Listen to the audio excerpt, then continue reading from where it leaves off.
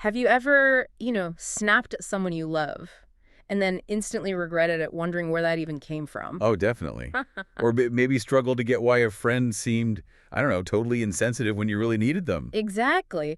Or you see a news story, maybe some crisis far away, and you just think, why don't people seem to care more? It feels weird. It does. And these moments, these sort of everyday struggles, but also much bigger societal problems, often boil down to this fascinating psychological thing called the empathy gap. Welcome to the deep dive.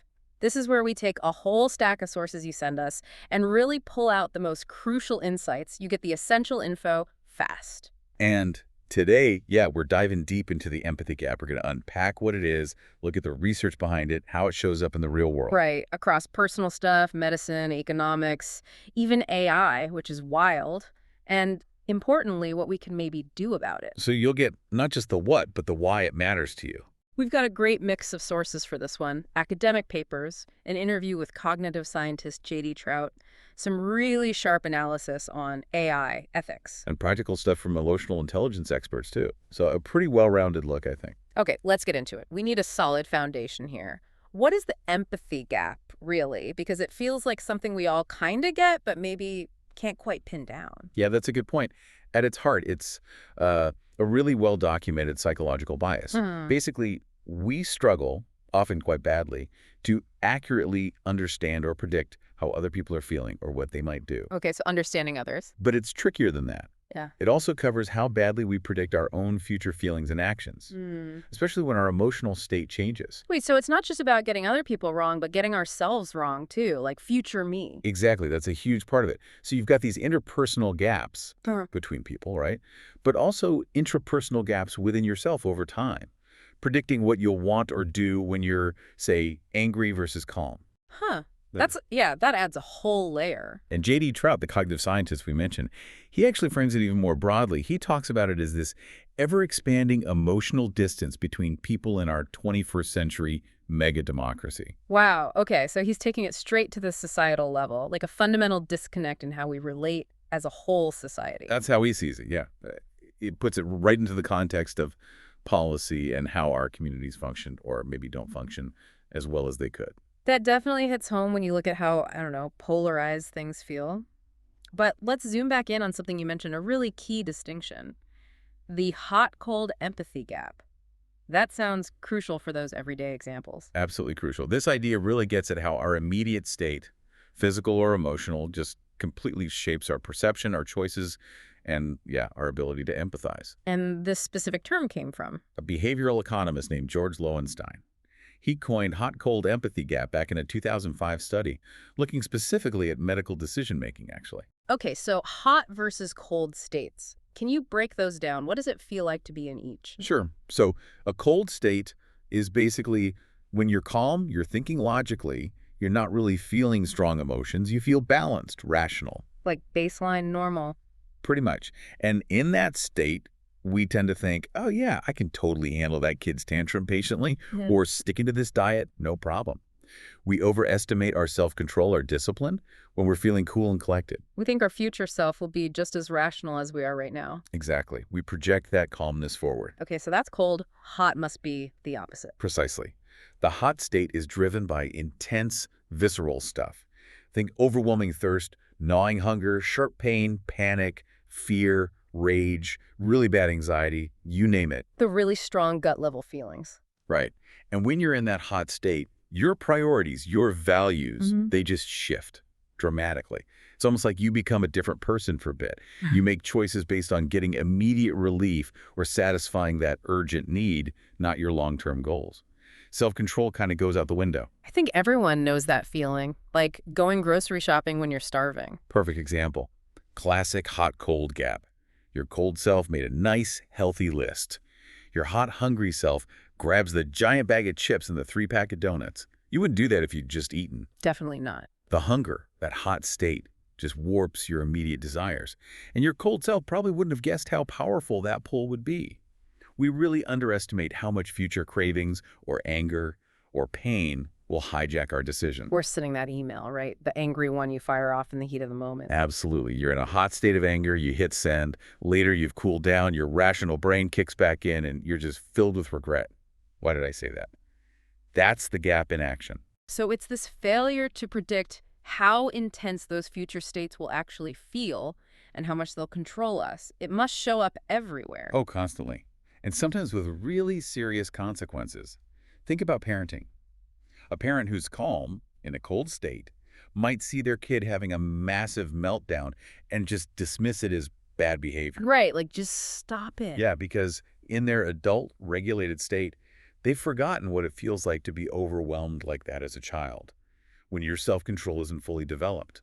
They can't easily access or empathize with the child's hot state of total frustration. That makes sense. Or in relationships. Definitely. Say one partner gets amazing news at work, they're buzzing in a hot state of joy. They might totally steamroll over the fact that their spouse is still hurting from a big fight they had yesterday. Because they're just not feeling it themselves right now. Exactly. Their own positive hot state makes it hard to connect with their partner's lingering negative one. It's not intentional malice usually, it's the gap. That sounds like it could cause a lot of accidental hurt. It really does. And in the workplace too. Imagine a boss under huge deadline pressure, their own hot state. They might misread a quiet team member as being lazy or uninterested. Instead of maybe stressed or overwhelmed themselves. Right. The boss's own stress overrides their empathy. They might forget their usual supportive approach and become demanding or impatient. It's all the hot-cold gap creating misunderstandings, hurt feelings, communication breakdowns. We just don't get how strong these visceral states are for others, or even for ourselves later. That really clarifies it. We think our calm, rational self is the real us and underestimate how much the emotional hot self can just take the wheel. But it's not only about hot and cold states, right? The sources mention other types of empathy gaps. That's right. The hot-cold thing is huge, but it's not the whole picture. We can also talk about cognitive empathy gaps. These are more about failures in perspective taking, struggling to mentally put yourself in someone else's shoes, understand their thought process. So less about feeling their feelings, more about understanding their thoughts. Exactly. Sometimes it's a genuine lack of ability. Very young kids, for instance, their social cognition is still developing. They literally haven't built the brain wiring for complex perspective taking yet. Okay, so developmental stage matters. It does. And neurodivergent individuals often face unique challenges here too, sometimes called the double empathy problem, meaning the difficulty in understanding can go both ways between neurodivergent and non-neurodivergent folks. But even for neurotypical adults, our perspective taking gets tripped up all the time by common cognitive biases. Like mental shortcuts that lead us astray. Precisely. Things like naive realism, assuming everyone sees the world exactly like we do. Or anchoring, getting stuck on the first piece of information we hear. Overconfidence in our own judgment. And hindsight bias, oh, I knew that would happen after the fact. We all do those things. Constantly. And even our current mood, even if it's not a full-blown hot state, can mess with our ability to predict how we or others might feel in a different state. Like if you don't own something, it's hard to grasp the emotional attachment someone who does own it might feel. Okay, so our own mental filters are a big barrier. What about the emotional side? Are there gaps in actually feeling what others feel? Absolutely. Those are effective empathy gaps. This is about a limited ability to actually share or resonate with someone else's emotions. So the feeling part is weak or missing. Right. In extreme cases, you see this in conditions like psychopathy, where emotional empathy is severely impaired. But it happens in less extreme ways, too. Sometimes people are motivationally avoidant of empathy. Meaning they choose not to empathize. Sort of. It's often because the emotional cost feels too high. If seeing someone else suffer causes you intense discomfort, what psychologists call personal distress, rather than empathic concern, you might subconsciously avoid situations that trigger that feeling. So you shut down to protect yourself from feeling bad. In a way, yes. It's a coping mechanism, but it obviously hinders connection and helping behavior. You're focused on your own discomfort, not their need. Fascinating. So cognitive gaps in understanding, affective gaps in feeling. What else? Another big one is the egocentric empathy gap. This is our tendency to just overestimate how similar other people's experiences, values, or feelings are to our own, especially if they're in a different situation or role. We just assume they're more like us than they really are? Pretty much. We project our own internal world onto them. Well, I wouldn't feel that way, so they probably don't either. Or, I value this, so they must value it the same way. I can see how that would cause problems constantly, like assuming your priorities are their priorities. Exactly. And then finally, there's the in-group empathy bias.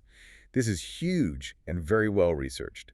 We consistently show less empathy, are less likely to help, and sometimes even dehumanize people we see as part of an out-group compared to our in-group. Us versus them? Fundamentally, we might even devalue their lives.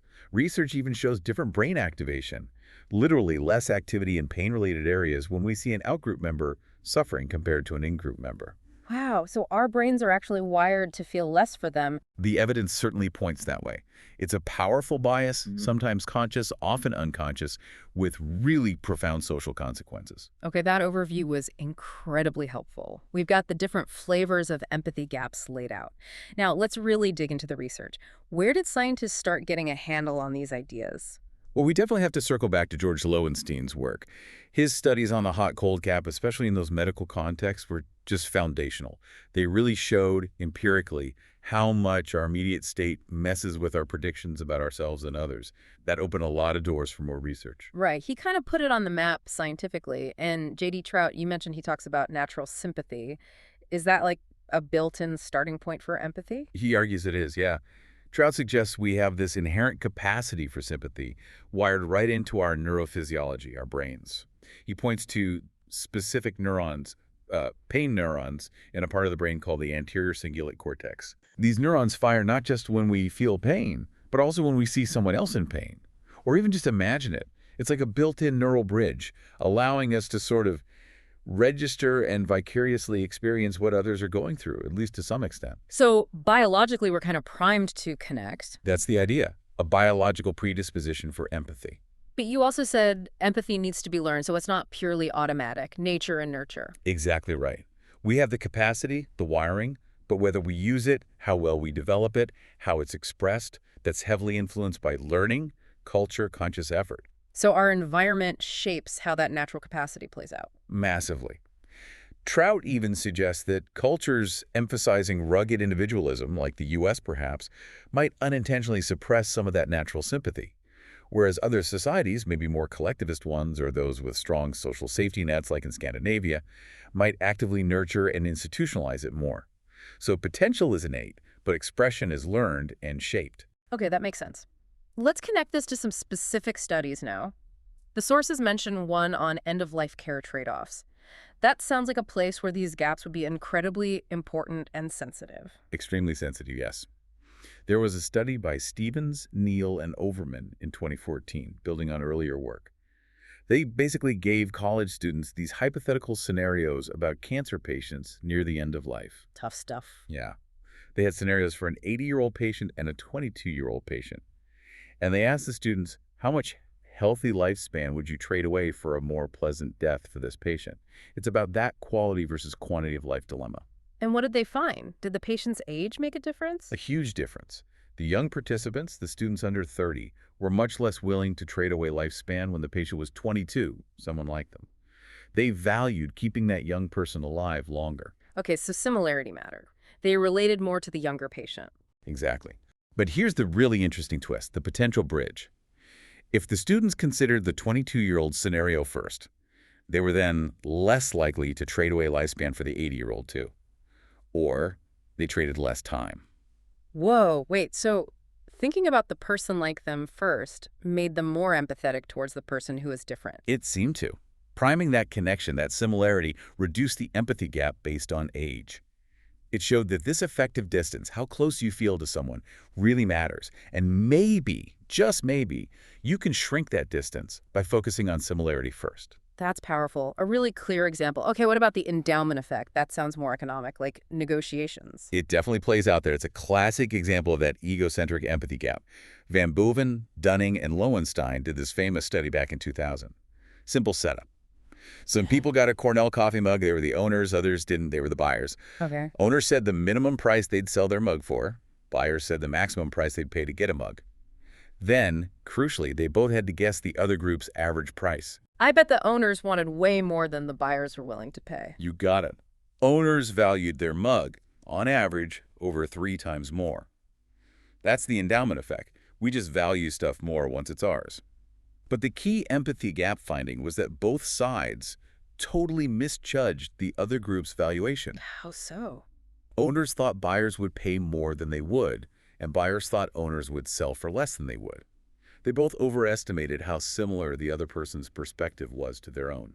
Classic egocentric bias. They couldn't get out of their own heads, basically. Pretty much. And later versions of the study really hammered this home. They added buyer's agents trying to buy the mug for someone else. These agents, not owning a mug themselves, also failed to empathize with the owners. They offered too little, couldn't make deals. And they probably thought the owners were just being greedy, right? Exactly. They attributed it to the owner's personality greed rather than the psychological effect of ownership. That's the correspondence bias again. Yeah. But when they gave some of these agents their own mug to experience ownership, even briefly, Let me guess, the empathy gap shrunk. significantly, experiencing that owner state helped them better predict the actual owner's feelings and valuation. It made them better negotiators. It really does seem like experiencing the other side, even in a small way, makes a huge difference, like the end-of-life study again. It's a consistent theme. Our own subjective experience is a powerful filter, often a distorting one, when we try to predict others. Stepping into their shoes, even briefly, can break that down. Okay, let's shift to something that affects so many, especially kids. Social pain, bullying. How do empathy gaps figure in there? This brings us to some really important work by Nordgren, Banas, and McDonald in 2011. They looked at how we perceive social pain rejection, exclusion which neurologically can be as real as physical pain. How did they study it? They had participants, including middle school teachers actually, played this computer game called Cyberball. It's designed so some players get intentionally excluded, the other players stop throwing the ball to them, others were included normally. So they induced a hot state of social exclusion for some people. Exactly. Afterwards, everyone rated how painful various socially distressing events would be, like being ignored, not invited to a party. They also evaluated bullying scenarios. And the ones who got excluded felt it more. Significantly more. Hmm. They rated those social hurts as much more severe than the people who were included or in a control group. And here's the kicker for bridging the gap. The teachers who experienced exclusion themselves, they later recommended tougher punishments for bullies and more support for the victims. Wow. So feeling that sting themselves, even in a game, changed their perspective and their recommended actions. Dramatically. It heightened their empathy, their understanding of how much social pain actually hurts, leading to more protective responses. It shows we often underestimate the severity of things we haven't recently or ever experienced ourselves. That's a really clear link between experience, empathy, and action. Okay, speaking of things changing our world, AI. That analysis by Nomi Shakurian in 2023 about conversational AI in kids. She talks about AI having an empathy gap. How does that work? And AI can't feel. Right, and that's exactly Kurian's point. AI systems are getting incredibly good at mimicking empathy. They analyze your voice tone, your word choice, maybe facial expressions, and respond in ways that seem understanding or caring based on patterns in their massive training data. So it's pattern matching, not actual understanding. Precisely. Kurian argues they have an inherent empathy gap because they lack consciousness, lived experience, genuine emotions. They can't truly grasp the nuances of human feeling, especially a child's complex inner world. What are the specific limitations she points out? Several key ones. First, limits in emotion recognition. AI relies on cues, but it can't truly perceive the full spectrum of human emotion. Think about subtle sarcasm, mixed feelings, or a child's unique ways of expressing distress.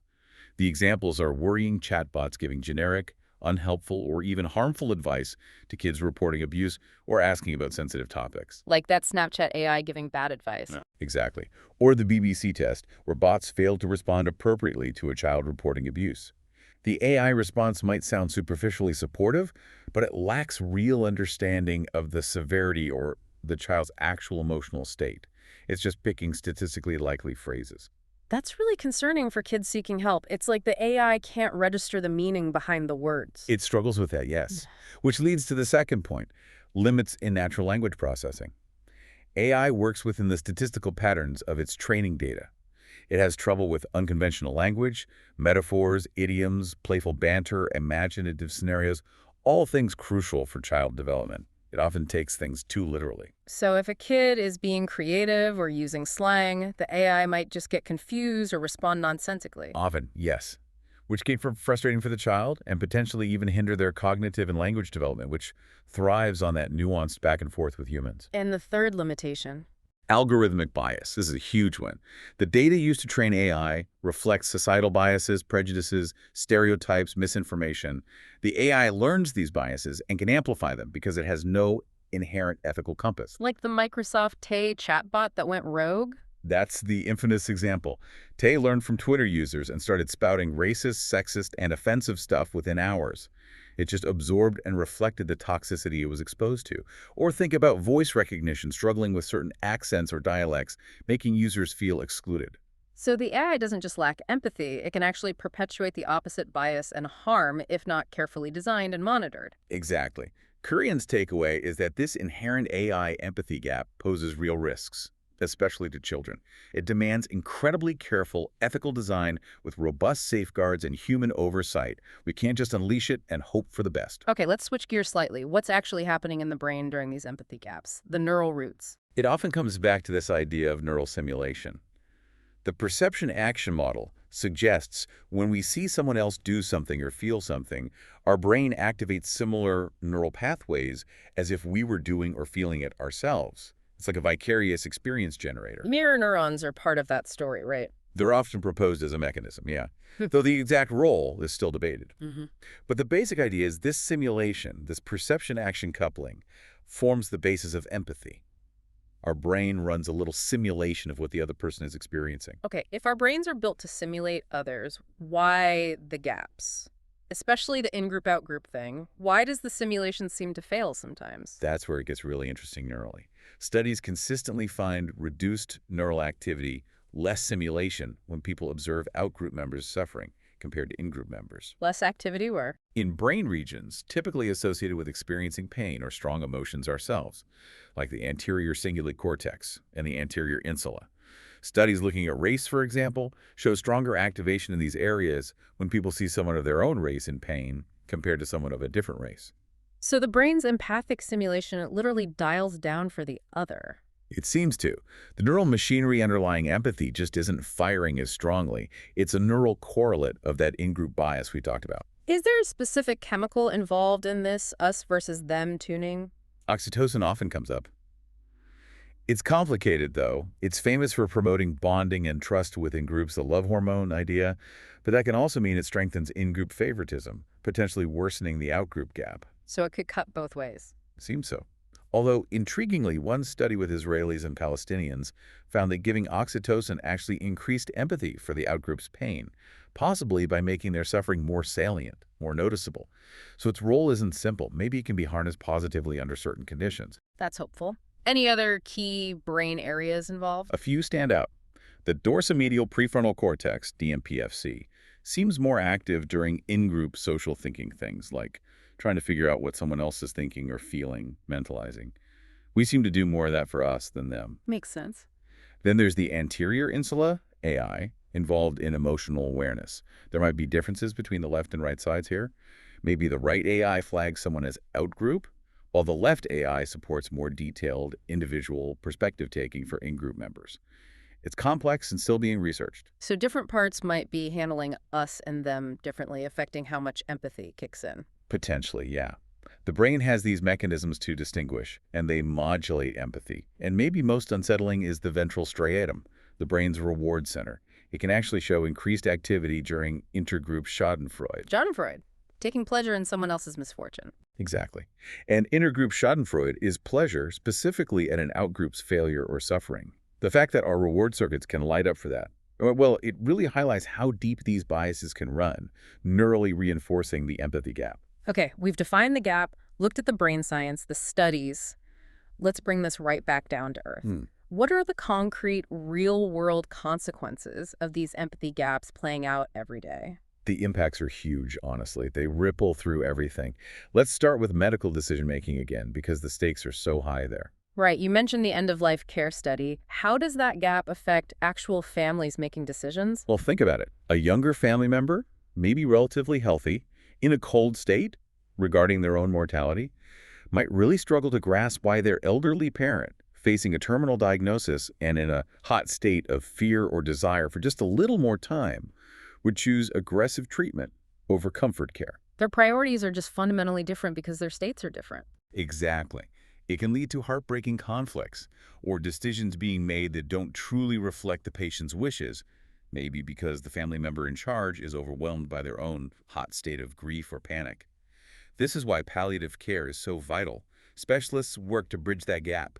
They help families acknowledge the intense emotions first. Validate the hot state. Right. And then gently guide them towards decisions based on the patient's actual goals and values, ideally made in a slightly cooler moment, to prevent later regret. Like preventing someone from overriding a DNR in a panic. That makes so much sense. What about something seemingly more routine, like managing pain? Pain management is riddled with empathy gaps. Patients themselves often fall victim to the interpersonal gap, underestimating their future pain. Think about childbirth. Many women plan for no anesthesia while in a cold state beforehand. But change their minds once labor starts. A significant number do, yes, because the hot state of intense pain was far worse than their cold state self could accurately predict. And on the flip side, doctors, often operating from a clinical cold state, can underestimate the patient's current pain. Which means the patient might not get enough pain relief. Exactly. This gap, doctors underestimating patient pain, has actually led to major shifts in medical practice, emphasizing relying more on the patient's own report of their pain level, rather than just the doctor's assessment. It's a two-way gap there, and this must extend to addiction too. Hugely, and with massive societal fallout. Someone who's never experienced addiction, living in a perpetual cold state relative to intense cravings, finds it incredibly difficult to understand the overwhelming hot state compulsion that drives addictive behavior. They see it as a choice or weakness. Often, yes. The empathy gap leads to viewing it as a moral failing, a dispositional criminality, instead of the powerful brain-based struggle it is. And that perspective directly fuels public policy that favors punishment and incarceration over treatment and compassion. It's a tragic consequence of failing to bridge that experiential gap. So our lack of empathy literally shapes how we treat a major health crisis. That's sobering. Okay, let's shift to the economy and markets. How does that endowment effect with the mugs play out in real deals? It's not just mugs. It's houses, cars, businesses, contract negotiations, everywhere. That egocentric empathy gap means owners consistently value their thing more than buyers do, and neither side accurately predicts the other's valuation. Leading to stalemate. Often, yes. Or lowball offers that offend the seller, or sellers asking prices buyers see as totally unreasonable. It leads to failed deals, wasted time, and people walking away thinking the other side was just greedy or irrational instead of recognizing a predictable psychological bias. It poisons negotiations. Definitely seen that happen. Okay, broadening out again. Social policy and how groups relate. How do empathy gaps shape our societies?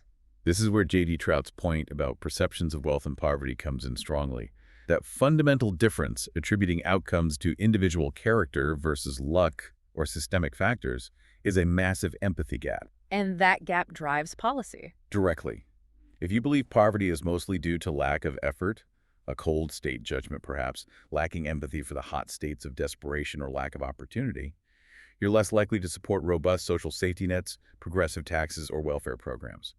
If you attribute it more to luck or circumstance, you're more likely to see a societal responsibility to help. It shapes the entire structure of social support. A profound difference in worldview stemming from an empathy gap. What about how we treat different groups day to day or globally? That in-group empathy bias has direct consequences for helping behavior. We're just less likely to help, feel for, or even properly see the suffering of out-group members. It connects to the identifiable victim effect. Easier to help one person we see than an abstract group in psychological distance. Harder to care about those far away or perceived as very different. And this fuels prejudice. Absolutely. It makes it easier to stereotype, discriminate against, and fail to support marginalized groups. And as we saw with the brain scans, it can even lead to that disturbing intergroup schadenfreude, feeling good when the other group suffers. It actively works against cooperation and understanding. Does this affect things like international aid too? For sure. People in wealthy nations living in relative comfort, a cold state, can have a real empathy gap regarding the sheer desperation of starvation or displacement elsewhere, extreme hot states. Our memory of what such visceral suffering might feel like, if we can even imagine it, fades quickly, as Trout puts it.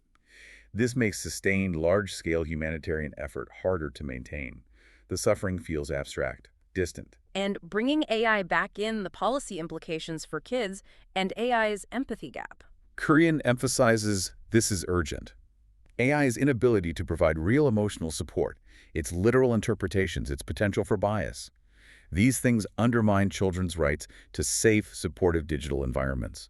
Policies are needed now to mandate child-centered design, transparency, human oversight, and safeguards to protect kids from potential harm caused by AI's inherent lack of empathy. It seems the gap touches literally everything. What about just our personal and professional relationships? How does it mess things up day to day? Constantly, think family dynamics. A parent, calm and logical, cold state, tries to reason with a child who's inconsolable, hot state, because their favorite toy broke. The parent's response, however well-intentioned, might feel dismissive to the child. Because the child needs emotional connection, not logic, right then. Exactly. The child needs their hot state validated first. The parent's cold state struggles to connect with that intensity, leading to a misfire where the child feels misunderstood or uncared for. That happens all the time. And at work.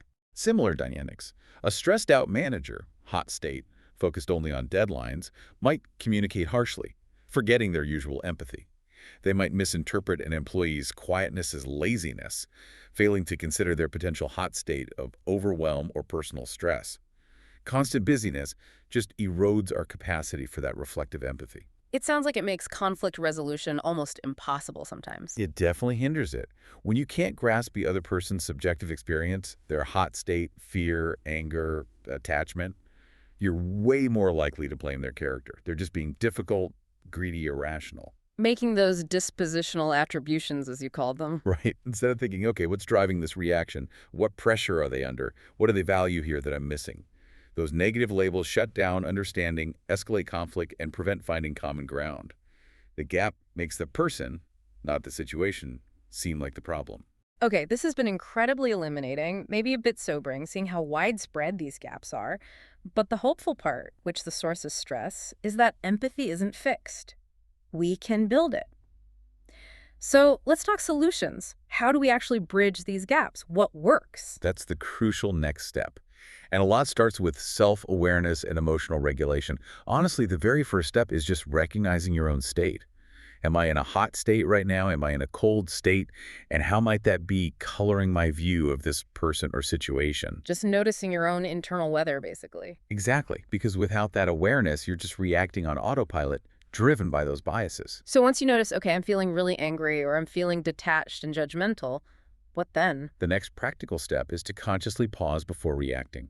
Neuroscience backs this up. Even a short pause gives your prefrontal cortex, your thinking brain, a chance to catch up with your reactive amygdala, your emotional alarm bell. How short a pause? Even just taking 3 deep breaths can work wonders. Maybe consciously bring to mind something positive about the person you're interacting with.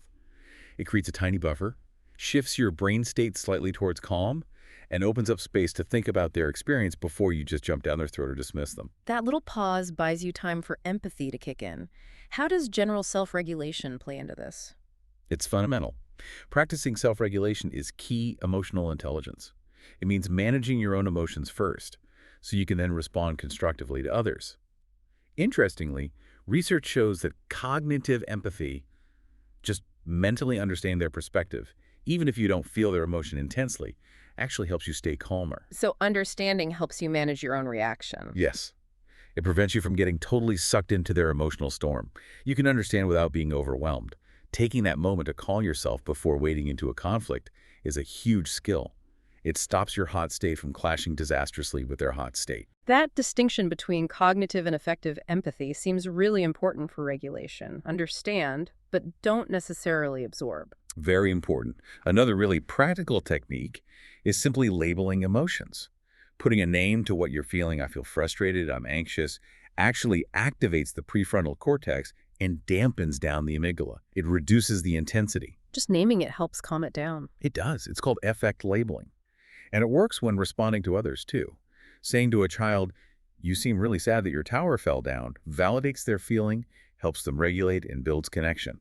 Or to a colleague, it sounds like you're feeling overwhelmed by this deadline. It acknowledges their reality and opens the door for an empathetic conversation. Those are great individual strategies, but what about bigger picture stuff? Can we design our systems, our tech, our policies to help bridge these gaps more broadly? Absolutely critical. We need intentional design and policy interventions. Namisha Kurian's work on AI and kids really emphasizes this need for responsible, child-centered AI design. What does that look like in practice? It means things like transparent communication, making it crystal clear to a child they're talking to a machine, not a person. Building in authenticity measures so kids don't get unrealistic ideas about AI empathy and are encouraged to seek real human connection for emotional support. Crucially, having escalation protocols if a child expresses serious distress, the AI needs to flag a human caregiver immediately. So, designing around the AI's limits, acknowledging its empathy gap. Exactly. It also requires continual monitoring, checking for biased or harmful responses, and making sure child development experts are deeply involved in the design process from the start. You could even use AI positively to teach kids about AI limitations and digital literacy, helping them navigate the technology more wisely. That's a really thoughtful approach to tech ethics. Now, J.D. Trout talks about outside strategies for biases. Can you remind us what that means and give another example?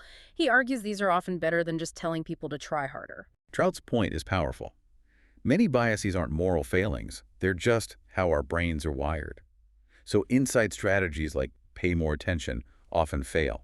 We need outside strategies, changing the system, the environment, to make it harder to fall into those traps. Like the drug naming example, making names distinct so pharmacists are less likely to confuse them. Exactly. Fixing the system, not just blaming the human. Another example could be default settings. Think about organ donation. Countries where you have to actively opt out rather than opt in have vastly higher donation rates. The system makes the desired behavior the default, overcoming inertia and potential empathy gaps about future need. It designs for human psychology. That's a brilliant example. Changing the default makes a huge difference, and Tratt proposed a specific governmental body based on this thinking. Yes, he advocates for a House Committee on Social Science. The idea is that social policies about poverty, health, education, crime should be vetted using scientific evidence from psychology, behavioral economics, sociology, just like we vet environmental or tech policies using physical science. So base policy on how people actually behave and think, including their biases and empathy gaps, not just on intuition or ideology. Precisely. It would aim to make policies more effective and humane by designing them with human nature in mind, not against it. Imagine policies designed acknowledging the hot-cold gap in addiction treatment or the in-group bias in community development. It's about applying science to society more rigorously. Another approach mentioned was actually simulating experience to build empathy. We saw that in the studies. How else can that be used? It's a really potent tool. We talked about the medical examples giving expecting mothers a taste of pain before deciding on anesthesia, or the social exclusion game-boosting teacher empathy for bullied kids, or giving buyers a mug to feel the endowment effect. So finding ways to give people a little dose of the other person's reality. Exactly. It could be VR simulations of homelessness, workshops that simulate disabilities, or even just structured perspective-taking exercises where you argue for the other side's point of view in a conflict. Anything that breaks down that experiential distance and makes the other person's hot state or perspective more tangible. These are really creative ways to bridge the gap. What about wider societal trends, technology's role? That's a huge factor. We have to address broader societal and cognitive factors. One alarming statistic mentioned in the sources is a reported 40% decline in empathy among college students since the 80s. 40%. Why? The research links it strongly to the rise of digital communication and less face-to-face interaction. Screens just don't convey the rich nonverbal cues, tone, expression, body language that are crucial for building deep empathy. So the very tools connecting us might be making us less empathetic? It's a real concern. A key strategy has to be mindful use of technology, making a conscious effort to prioritize real, in-person conversations, especially for important or emotional topics. We need to exercise those empathy muscles that develop through direct human connection. That's a powerful reminder. And finally, Trout's idea about numbers versus stories. How can thinking about data differently help? It's a provocative point. He argues that while stories connect emotionally, they can be limited, sometimes misleading, and fail to capture the scale of big problems. Numbers, data, statistics, they can make vast issues like global poverty or pandemics cognitively tractable, understandable. But numbers can feel cold, abstract, less motivating than one person's story. True. The challenge, Trapp says, is to learn to thrill in numbers as much as we do at stories. Not instead of stories, but alongside them. Yeah. We need to find ways to tell stories with the numbers to connect the data points back to the human lives they represent, to see the heartbeats behind the statistics. So bridging the gap between abstract scale and individual human impact. Exactly. It's about developing a kind of quantitative empathy, perhaps, using data not just to analyze, but to truly grasp the scope of human experience, Yeah. both suffering and flourishing, and letting that broader understanding fuel our compassion and action.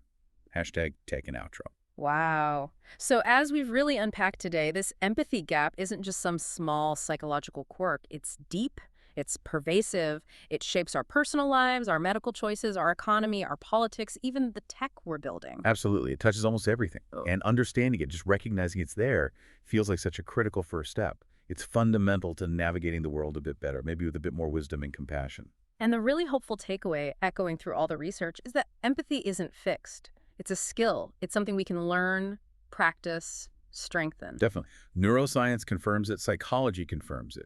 We can get better at this, whether it's through those individual practices like pausing and regulating, or through systemic changes like better policy design or more ethical technology. Wow. We have tools. We can actually work to reduce misunderstandings, build deeper connections, improve well-being for ourselves and others. It takes conscious effort, mindful attention, but it's possible. It makes me think of David Hume, who J.D. Trout admires. Hume believed that thoughtful action, these social experiments, could lead to a science of humanity that's incredibly useful. So here's a final thought for you to chew on. What if, by really committing to bridging these empathy gaps, by using that pause, managing our hot states, deliberately trying to grasp different perspectives, demanding systems designed for real human vulnerability, what if we could nudge ourselves towards a kind of new enlightenment? One built not just on logic and reason, which are vital, but on a foundation of profound applied humanity, ensuring help and understanding reach those who need it, not just because it makes us feel good, but because we understand both in our heads and hopefully more and more in our hearts that it's simply the necessary thing to do.